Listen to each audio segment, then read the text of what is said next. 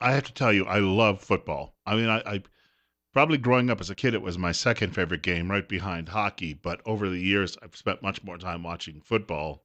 It's most simply more of it on TV. I like baseball as well, and but this time of year, I spend most of my life watching baseball. But when it comes to the football season in the fall, my idea of a good time is one of the it's been a real relaxing thing since my former fiance, she did not move to Idaho with me and decided that she didn't want to be a Westerner because she wouldn't tolerate me watching as much football as I do. I like to get up on a Saturday morning and then I spend about 12, 14 hours watching college football. I don't care who I watch. I just love to watch the game. And then on Sundays, I can watch another 12 hours of football. And it just, to me, it's about 9 hours on a Sunday. And I like to watch those top 10 shows on the NFL channel.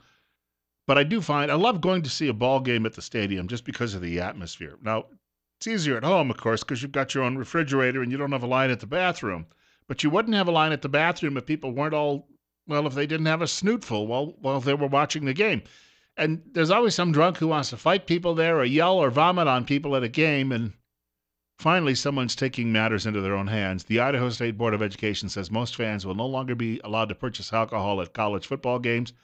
Board members rejected requests on Thursday, the writer says, to continue allowing alcohol sales at Boise State University and University of Idaho football games for the upcoming playing season, although people sitting in premium seats at BSU will still be able to get snockered. Just a little note there. 925, Bill Colley with you on Top Story on News Radio 1310, KLIX and newsradio1310.com. We have a caller with us. Caller, you're up next. You're on the air. Or maybe not. 73603. Person is trying to get in touch with me for the last 5 minutes, and all of a sudden you go to their phone call and it's like, never mind. Or the boss said, hey, get back to work. Or something along those lines. I used to go to football games with coworkers way back in the 1990s. Well, I started my first pro football game. My dad took me, when I was a little boy, he took me to the brand new stadium. It was then called Rich Stadium. It's now called Ralph Wilson Stadium. It's still in use after 40 years, which is odd in football anymore that anyone is in a stadium that old, but it's the home of the Buffalo Bills. And he would never take me to see them play when they used to play in an old stadium called War Memorial Stadium because it was in a bad part of town. And the old man didn't like going into the bad part of town. So I never got to go see a football game in that dumpy old stadium, although when I was older, I went to see minor league baseball played in that ballpark in May and had to sit there in a parka. It was that cold. I also remember that's the stadium. Well, if you've ever seen the movie The Natural with Robert Redford, that's where the movie was filmed, in and around that stadium. And then they tore it down to build a new baseball stadium. But I would go see football with my dad and through the 1980s too as well. And then when I was working with a group of guys in the 1990s in television, we would have these trips. About once a year, we would go to the stadium and we would rent an RV. And we would drive down the New York State Thruway and we would park the camper out in the parking lot and then we'd grill through the weekend until game time. But interestingly enough, nobody got a snootful while they were there.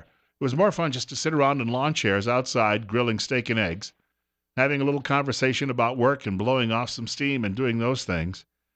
But the people sometimes that we would encounter in the stadium, the Bengals came into town one time to play, and there was a near riot in our section, and there were guys who were trying to throw Bengals fans over the top of the stadium, which, if you're in the upper deck, even though the stadium is sunken somewhat, you throw a guy over that ledge, and he falls still maybe 150 feet and cracks his skull on the pavement. He's going to be dead. So you had these guys in their black and orange Bengals jackets wrestling with the guys in the red, white, and blue Bills jackets, and then all you saw was a sea of orange from some security guards running up the stairs as quickly as they could to break it up. But that was all fueled by alcohol. And I was there one time at a ball game, and there was a group of young men from Montreal. They drove down because they weren't Detroit Lions fans, but they were Barry Sanders fans. This was the year that Barry Sanders gained 2,000 yards, and he came in and played. He gained 100-some yards that day. But they showed up all wearing number 20 Detroit Lions jerseys, and they were sitting with us in our section. And one of my coworkers happened to be from Ottawa, so we befriended them, and we were all shooting the breeze and talking. And all of a sudden, you had drunken fans from Buffalo who wanted to beat them up. We literally had to walk them to their car in the parking lot. We had like 9 guys from work. So we walked with them to protect them so they could get in their car and drive back to Canada. It's absurd that people take this that seriously, but they only do it when they're loaded. And the notion that you have to be loaded to enjoy the ball game seems to me to be a little far-fetched. Because if you wake up the next day and you don't remember any of it, then what was the point of going in the first place? Sit there and say, well, we had a really good time. I don't remember any of it, and I woke up covered in my own vomit. Yeah. So it'll be a lot nicer going to a Boise State game this fall than it has been in the past, and probably a much nicer. Well, we can't disparage Idaho State because they're heard right here on News Radio 1310 KLIX and newsradio1310.com. Yeah, there are a few people around town who drive around with the black and gold bumper stickers on the backs of their automobiles. I do feel for you because being a Bills fan, I know what it must be like to be a fan of that particular college football team. Yeah, it's about the same. 60 right now. Bill Colley with you on Top Story on News Radio 1310, KLIX and newsradio1310.com. One more half hour of our program is coming up. I do hope you can stick around. We got a lot to talk about before we get to the weekend.